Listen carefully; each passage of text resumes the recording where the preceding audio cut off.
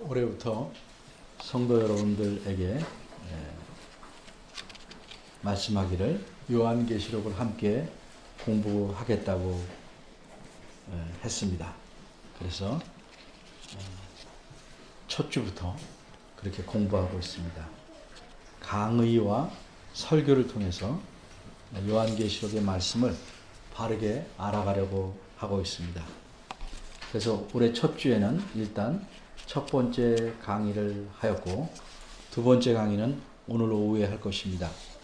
설교로는 오늘이 첫 번째 설교입니다. 오늘 본문인 1, 2, 3절은 요한계시록을 소개하는 서론인데, 이 본문을 좀 더 분명히 알기 위해서 다음과 같이 세 가지로 나누어 생각해 보고자 합니다. 첫째, 이 책의 종류. 이 책은 어떤 종류의 책인가? 둘째, 이 책의 내용. 이 책은 어떤 내용의 책인가? 셋째는 이 책의 유익입니다. 이 책을 읽으면 어떤 유익을 주는가? 하는 세 가지로 생각해 보고 합니다. 첫째, 이 책의 종류입니다. 책에는 여러 종류가 있습니다. 소설책도 있고, 시집도 있고, 역사책도 있습니다. 영어책 같은 외국어로 된 책도 있고, 요리책도 있습니다. 그럼 요한계시록은 어떤 종류의 책일까요? 이 책이 어떤 책인지 알 수 있는 단서를 찾아봐야 합니다. 첫 번째 단서는 1절 처음에 나오는 표현, 예수 그리스도의 계시라 하는 이 표현에 들어 있습니다. 무엇이 단서입니까? 그렇죠. 계시라는 말입니다. 계시는 이제껏 감추어져 있던 것을 드러낸다는 의미입니다. 하나님께서는 사람에게 이제껏 감추어 있던 것을 드러내서 알려주셨습니다. 따라서 이렇게 넓은 의미에서 보면 신약, 구약, 성경 전체가 계시입니다. 왜냐하면 성경에 기록된 모든 내용은 하나님께서 드러내서 알려주시지 않았다면 사람이 도저히 알 수 없는 것이기 때문입니다. 사람도 자기 생각이나 뜻을 다른 사람에게 알려주지 않으면 다른 사람이 그 사람의 속을 정확히 알 수가 없습니다. 하나님도 마찬가지입니다. 그러기에 고린도전서 2장 11절에서는 이렇게 말씀합니다. 사람의 속사정을 사람의 속에 있는 영 외에는 누가 알리오? 이와 같이 하나님의 사정도 하나님의 영 외에는 아무도 알지 못한다. 하나님께서는 자기 생각을, 자신의 특별히 구원 계획을 성경에 기록하게 하심으로써 알려주셨습니다. 그러기에 성경은 전체가 모두 하나님의 계시입니다. 그런데 하나님께서 자신에 대해서, 그리고 자신의 구원 계획에 대해서 알려주실 때 늘 한 가지 방법으로만 계시하지는 않으셨습니다. 예를 들면 모세를 통해서는 이야기식으로, 다윗과 같은 시인을 통해서는 시를 통해서, 또 선지자를 통해서는 예언으로서 등등 여러 가지 방법으로 계시해 오셨습니다. 그럼 요한계시록은 어떤 방법으로 계시하신 책일까? 요한계시록의 내용을 쭉 훑어보면 어떤 종류의 계시인 줄 알 수 있을 것입니다. 이 책에는 성경의 다른 책들 가운데서는 잘 나타나지 않는 요소가 들어있습니다. 그것이 무엇입니까? 상징적인 요소들입니다. 예를 들면 일종의 도장과 같은 인, 나팔, 그릇, 붉은 용, 여러 색깔의 말, 머리가 여럿인, 또 뿔도 여럿이 달린 짐승, 이런 것들이 나타납니다. 이런 상징적인 것들로서 전하고자 하는 내용을 전하는 그 계시의 종류를 묵시라고 합니다.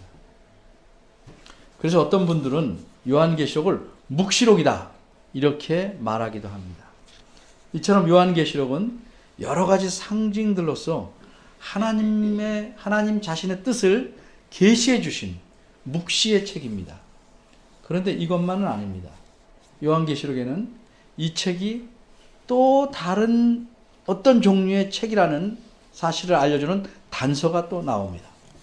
그럼 이 두 번째 단서는 어디서 찾아볼 수 있겠습니까? 3절의 첫 표현에서 찾을 수 있습니다. 이 예언의 말씀을 읽는 자와 이렇게 되어 있죠. 이 표현 안에 들어 있습니다.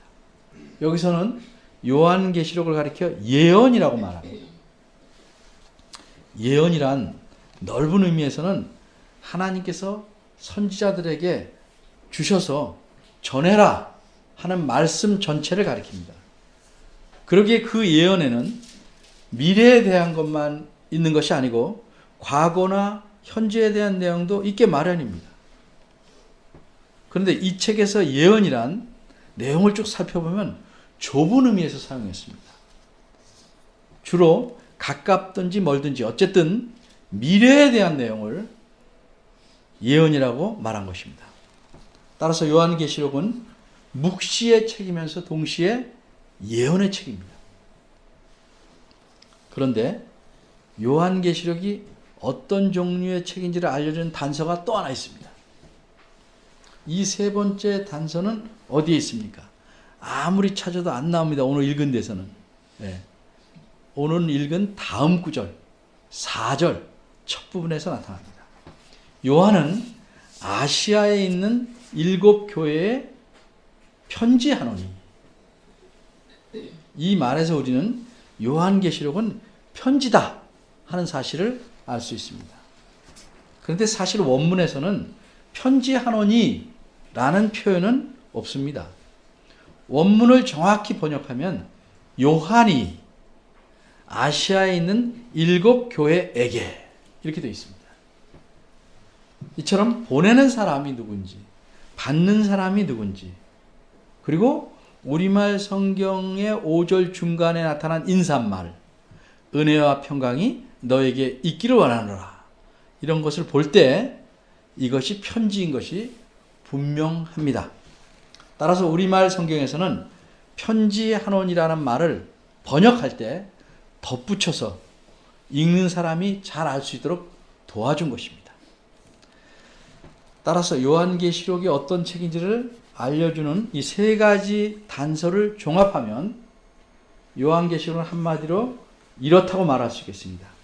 요한계시록은 예언의 책이니까 앞으로 일어날 일들을, 묵시니까 주로 상징들을 통해서 알려주려고 7 교회에게 보낸 매우 긴 편지다. 제가 매우 긴 편지라고 했는데 조금 설명을 붙여야 합니다. 요한계시록 2장과 3장을 보면 7 교회에 보내는 편지들이 나옵니다. 그래서 우리는 이렇게 오해할 수 있습니다. 2장, 3장에 있는 이 편지들만 각 교회에 보내는 편지다, 이렇게 생각하고 오해할 수 있습니다. 그러나 그렇지 않습니다. 정확히 말하자면 그 편지들만 각 교회에 보내는 것이 아니고 요한계시록 전체를 모든 교회에게 보내는 것입니다. 요한계시록 전체가 모든 교회에 보내는 편지입니다. 그러면 2장과 3장에 나온 편지는 뭐냐? 요한계시록 전체를 7 교회에 공통적으로 보내기 위해서 각 교회별로 덧붙여 놓은 일종의 편지의 서론인 셈입니다. 예를 들면 여러분이 똑같은 내용의 긴 편지를 써서 여러 친구에게 보낼 때 어떻게 하는 게 좀 정중합니까? 각 사람의 이름을 일일이 쓰고, 그리고 각 사람이 아니까 약간씩이라 인사말을 써서 보내는 것이 정중한 것이고 자연스러운 것입니다. 그런 식으로 요한계시록 전체를 7 교회에게 보내는 겁니다. 편지로서 보내는 겁니다. 두 번째, 이 책의 내용. 1절에서 처음 나오는 표현은 예수 그리스도의 계시라, 이 표현입니다. 근데 이 표현에 이어서 나온 말씀을 보면 우리가 이 책의 내용이 무엇인지를 알아낼 수 있습니다. 뭐라고 되어 있습니까? 이것은 이런 말이에요. 하나님이 그에게 주사 반드시 속히 될 일을, 원문에는 일들을, 복수입니다. 일들을 그 종들에게 보이시려고, 이렇게 말씀이 나옵니다. 이 말씀에서 우리는 요한계시록의 내용이 무엇인지를 알 수 있습니다. 그런데 그걸 설명하기 전에 이 표현에서 나오는 속히라는 낱말을 좀 생각해 봐야 됩니다. 우리말에서 속히는 제가 찾아보니까 빨리 라는 의미로 사용됩니다. 그래서 속히를 빨리 일어라 이런 것처럼 속도의 의미로 이해하려고 하는데 그건 오해입니다. 이를테면 어떤 일을 후다닥 끝나는 것처럼 그런 의미로 속히를 생각하면 오해입니다. 여기서 속히라는 말은 속도가 아니라 머지않아 곧이라는 의미입니다. 따라서 요한계시록의 내용은 이 편지를 처음 받는 7 교회의 입장에서 보면 시간적으로 머지않아 곧 일어나게 될 일을 기록한 책입니다. 그럼 머지않아 일어나게 될 일이란 어떻게 그 사람들에게 전달되었고 그 내용은 어떤 것일까? 1절과 2절에서 금방 말한 질문에 대답을 얻을 수 있습니다. 우선 1절에서 이 머지않아 일어나게 될 일이 어떻게 전달됐는지 그 과정을 알 수 있습니다. 이것은 제일 먼저 하나님이 갖고 있는 겁니다. 하나님에게서 나온 것입니다. 그래서 하나님이 그에게 주사 이렇게 되어 있죠. 바꿔 말하자면 하나님께서 앞으로 어떤 일들을 하시겠다는 것입니다. 그리고 이 내용을 그에게 알려주셨습니다. 그에게 주사. 여기서 그는 예수 그리스도를 가리킵니다. 그리고 난 다음에 예수 그리스도께서는 천사를 통해서 요한에게 알려주셨습니다. 그래서 요한은 2절 뒷부분에서 말한 바대로 자신이 본 모든 것, 즉 예수 그리스도께서 천사를 통해 자기에게 알려주신 모든 것을 이 책에 기록함으로써 다 증거하였다. 이렇게 말하고 있습니다. 그럼 어째서 요한은 자신이 본 모든 것들을 샅샅이 낱낱이 기록했을까? 예수 그리스도께서 요한에게 알려주신 내용은 요한만 혼자 알고 비밀로 간직하고 있으라고 주신 것이 아니기 때문입니다. 1절 중간에 보면 그 종들에게 보이시려고 라는 표현이 있습니다. 예수 그리스도께서 요한에게 이 앞으로 머지않아 될 일, 이 내용을 알려주신 것은 요한을 통해서 그 종들에게 알려주시려는 겁니다. 근데 여기서 그 종들이란 요한과 같은 급, 요한과 같은 신분의 어떤 사람들만 가리키는 것이 아니라, 이를테면 목회자, 이런 사람들만 가르치는 것이 아니고 7 교회에 속한 모든 성도들을 가리키는 것입니다. 왜 그러냐 하면 이 책의 내용을 7 교회 성도 모두에게 편지로서 보내서 알게 하시기 때문입니다. 그러니까 모든 성도들을 지금 종들이라고 표현한 것입니다. 정리하자면 하나님께서는 반드시 속히 머지않아 될 일들을 예수 그리스도에게 알려주셨고, 그 다음에는 예수 그리스도께서 천사를 통해서 요한에게, 그리고 요한을 통해서 모든 성도들에게 머지않아 곧 될 일들을 알려주신 것, 이것이 요한계시록의 내용입니다. 그런데 이 요한계시록의 내용, 즉 반드시 속히 머지않아 곧 될 일들을 가리켜서 2절에서는 다르게 표현하고 있습니다. 다르게 표현함으로써 그 내용이 뭔지를 좀 더 아는 데 도움을 주는 겁니다. 어떻게 표현하고 있습니까? 2절을 보면 하나님의 말씀과 예수 그리스도의 증거라고 표현합니다. 이 표현에 대해서 좀 생각해 보겠습니다. 먼저 하나님의 말씀에 대해 설명합니다. 엄밀히 말해서 신구약 성경은 모두 다 하나님 말씀입니다.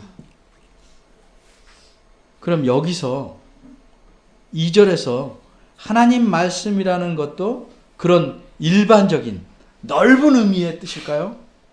그렇지는 않아 보입니다. 왜 그러냐면 여기서는 하나님과 예수 그리스도를 구분해서 말하고 있기 때문입니다. 따라서 여기서 하나님은 성부 하나님으로 보아야 자연스럽습니다. 성경이 하나님 말씀이라고 할 때 전체를 그건 성부, 성자, 성령을 통틀어서 말하는 것이고, 여기서 말하는 하나님 말씀의 하나님은 성부 하나님의 말씀으로 봐야 자연스러울 것입니다. 따라서 하나님 말씀이란 반드시 머지않아 될 일들에 대해서 성부 하나님께서 말씀하신 내용을 가리키는 것입니다. 그럼 예수 그리스도의 증거란 무엇일까? 이 의라는 말이 들어가면 좀 어렵습니다. 그래서 이 말의 의미를 알기 위해서 먼저 좀 예를 들어보겠습니다. 제가 자주 쓰는 예인데 모두 기억하는 게 아니니까 또 쓰겠습니다. 조금 표현을 바꿔서 쓰겠습니다. 먼저 철수가 강아지 사진을 찍었습니다. 이 경우에 이 강아지가 나온 강아지 사진은 누구의 사진이라고 말할 수 있습니까? 철수의 사진이다 이렇게 말할 수 있습니다. 철수가 찍은 거니까 그렇게 말할 수 있습니다.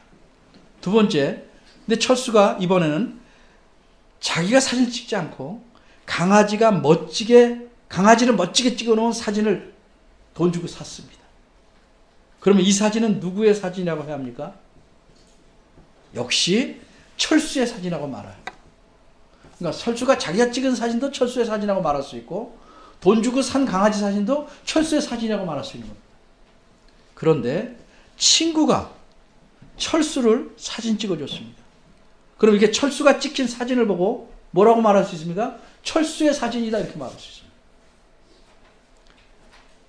그래서 철수의 사진이란 말은 철수가 찍거나 철수가 갖고 있거나 철수가 찍혀 있거나 이렇게 세 가지로 크게 다 포함되는 겁니다. 그래서 늘 좀 생각을 해봐요. 먼저 1절에 나온 예수 그리스도의 계시, 의자가 있죠. 예수 그리스도의 계시라는 것은 이 셋 중에서 어떤 뜻으로 이해하는 것이 가장 자연스러울까? 그 뒷말을 보면 하나님께서 이 계시를 예수님에게 주셨고 다시 예수님께서는 천사를 통해서 요한에게 주셨습니다. 그러니까 예수 그리스도의 계시란 예수 그리스도께서 알려주신 계시, 철수가 찍힌 사진처럼 주격으로 이해하는 것이 바람직할 것입니다. 예수 그리스도께서 알려주신 계시. 그럼 이전에 나온 예수 그리스도의 증거는 어떻게 이해해야 좋겠습니까? 요한은 하나님 말씀을 들었습니다. 여러 가지 상징으로서 하나님께서 자신이 하시려는 말씀을 전했기 때문에 요한은 들었다고 하지 않고 보았다고 말합니다. 들은 것입니다. 우리식으로 말하면. 그러니까 여기서 하나님 말씀이란 하나님께서 하신 말씀입니다. 요한에게 보여준 말씀입니다. 그러니까 주격이죠. 그러면 예수 그리스도의 증거라는 것도 그렇게 이해해야 할까? 예수 그리스도께서 보여주신 증거로 이해해야 될까? 요한계시록 전체 내용을 보면 예수 그리스도께서 어떤 다른 것을 증거하셨다고 보기는 힘듭니다. 이 책 전체 내용을 살펴보면 예수 그리스도께서 어떤 분이시고 어떤 일을 또는 어떤 역할을 하시는지를 알려주고 있습니다. 그러기에 예수 그리스도의 증거란 예수 그리스도께서 증거하신 것이 아니고 예수 그리스도에 대해서 증거한 내용입니다. 예수 그리스도를 증거한 것입니다. 좀 어렵게 말해서 목적격으로 이해하는 것이 바람직한 것입니다. 그러니까 예수 그리스도께서 보여주신 계시는 하나님 말씀이 들어있고 또 예수님에 대해서 그분이 어떤 분인지를 증거한 내용을 갖고 있다, 이런 뜻입니다. 좀 어렵다 그렇게 생각하시면 오후의 강의에 질문해서 또 알아들을 수 있습니다. 일단은 집중해서 들으시기 바랍니다. 이제 정리하면 요한계시록의 내용이란 반드시 곧 일어나게 될 일들인데, 이 일들을 하나님께서 어떻게 행하시고 어떻게 어디로 이끌어 가실지를 알려주는 것이고, 이 일들이 진행되는 과정과 이루어지는 결과에서 예수 그리스도께서 어떤 역할을 하시는지를 증거한 내용이다, 이렇게 말할 수 있겠습니다. 100% 이해 못해도 감을 잡을 수 있죠. 첫 숟갈에 배부르지 않죠. 그러나 감을 잡으시면 엉뚱한 해석에 빠지지 않습니다. 세 번째입니다. 이 책의 유익. 이 책은 어떤 유익을 우리에게 주는가? 3절입니다. 여기서 무엇이라고 말씀합니까? 이 예언의 말씀을 읽는 자와 듣는 자들과 그 가운데 기록한 것을 지키는 자들이 복이 있나니, 이렇게 말씀합니다. 복이 있다. 우선 이 말씀에서 읽는 자와 듣는 자들이라는 표현을 생각해 봅니다. 잘 보면 읽는 자는 단수입니다. 하나입니다. 근데 듣는 자들과 지키는 자들이라는 말은 여럿입니다. 복수입니다. 일부러 그렇게 썼습니다. 왜 그럴까요? 그 이유는 그 당시 예수 믿는 사람들이 모여서 예배하는 방법 때문에 그렇습니다. 오늘날 우리는 누구나 성경을 갖고 있고, 자기 성경을 갖고 있잖아요. 거의 모든 사람이 성경을 또 잘 읽을 수 있습니다.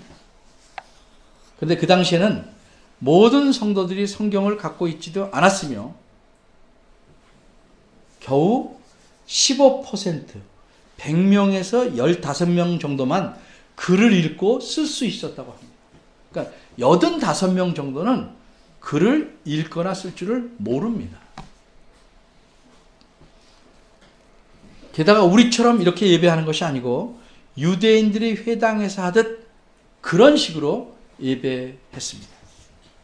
그렇게 한 사람이 성경을 먼저 크게 읽고, 그리고 읽을 때 다른 사람들은 그 읽는 말씀을 잘 듣는 것입니다. 그래서 읽는 자는 단수입니다. 한 사람이 읽으니까. 듣는 자들은 복수입니다.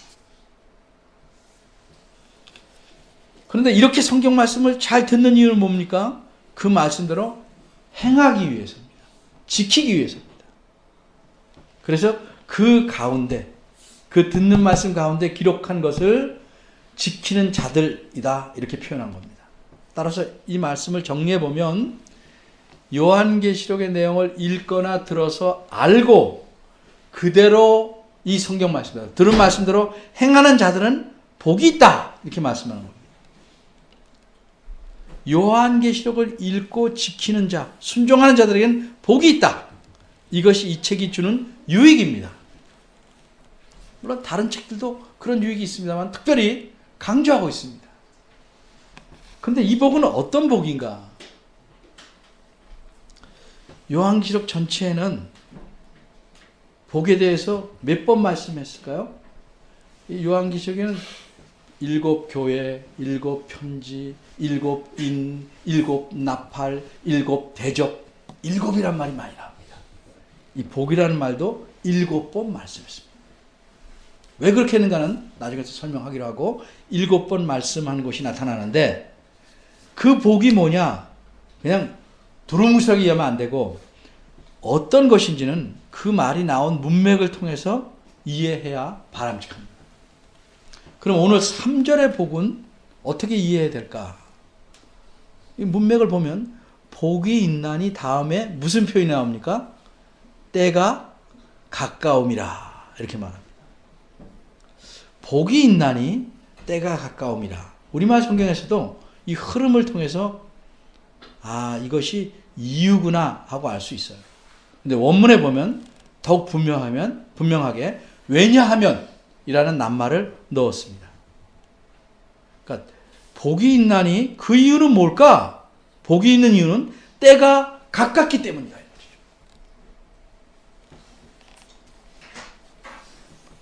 다시 말해서 여기서 말하는 복이 어떤 것인지를 알려주는 거예요. 때와 연관된 겁니다. 근데 여기서 때라는 말은 정해진 시점을 가리키는 말입니다. 막연한 때가 아니고 정해진 시점을 가리키는 겁니다. 그러니까 이 때란 뭐냐? 반드시 머지않아 될 일들이 시작할 때, 그때가 가까웠다 이 말이죠. 머지않아 것이 곧 가까워 있다 이 말이에요. 그때를 가리킨다고 보는 것이 자연스럽습니다. 그러면 때가 가까운 것과 복은 어떤 연관이 있을까? 예를 한번 들어봅니다. 큰 지진이 생기죠. 근데 그 지진이 생길 때를 미리 정확히 안다면 그 사람은 그 지진에 대비해서 피해를 최소화할 수 있을 것입니다. 이렇게 할 수 있다는 것이 그 사람에게는 복입니다. 마찬가지로 여기서 말하는 복이란 적어도 최소한 곧 닥쳐올 일들, 즉 재앙이나 핍박에 대비해서 그것을 견디어내고 이겨낼 수 있는 것을 의미합니다.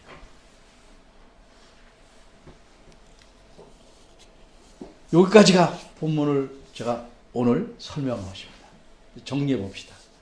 그럼 우리도 7교회 성도들처럼 요한계시록의 내용을 알아야 할까? 자세히 알아야 될까? 이 책을 처음 받는 7교회 성도들만 알면 되는 것이 아닐까?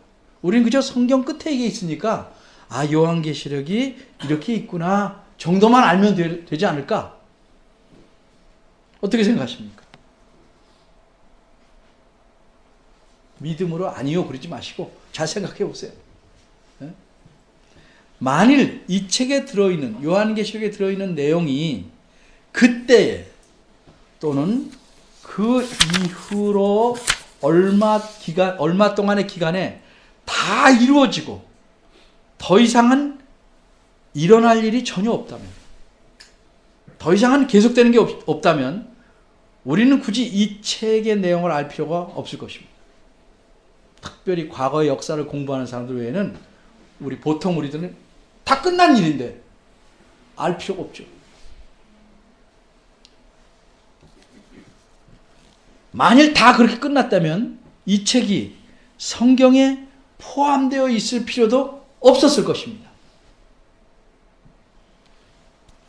그러나 만일 이 책의 내용이 아직도 그때부터 머지않아 시작됐지만 그때부터 계속 진행되고 있는 것이라면 우리가 알아야죠.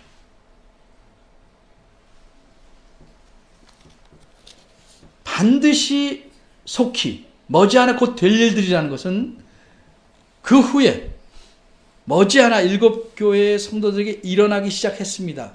그런데 거기서 끝난 것이 아니고 예수 그리스도께서 다시 이 세상에 오실 때까지 계속되는 일들입니다.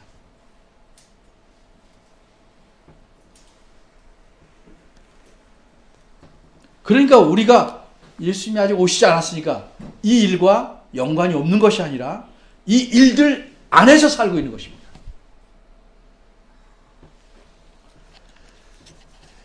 반드시 속히 될 일이라는 것은 이 처음 요한계시록을 준 때로부터 머지않아 생기기 시작하게 된 일인데 그 이후로 계속해서 진행되고 예수 그리스도께서 이 세상에 다시 오심으로써 마무리되는 그런 일들인 겁니다.